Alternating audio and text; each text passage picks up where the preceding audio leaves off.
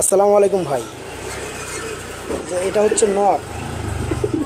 এই নটটা full fresh, big size.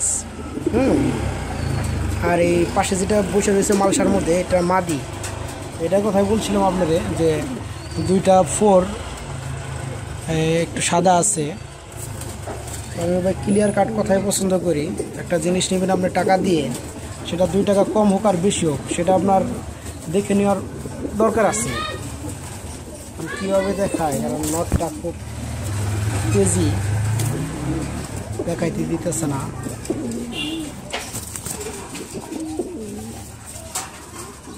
বা এই যে ফেদারটা যদি এই পাশে যদি দেখেন ক্লিয়ার, আর যদি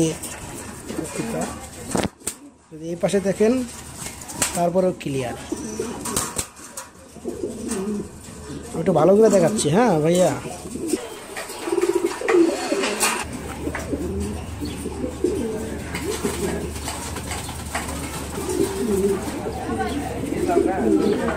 পাখির ফেদার সব ঠিক আছে, কিন্তু আপনার আমি যেটা বলছিলাম সেটা হলো আপনার এই যে লেজের মাথায় 2টা দম সাদা। হ্যাঁ, এই 2টা সাদা, এই আর কি। আর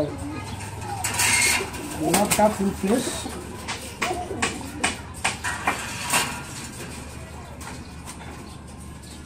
এটা হলো নট।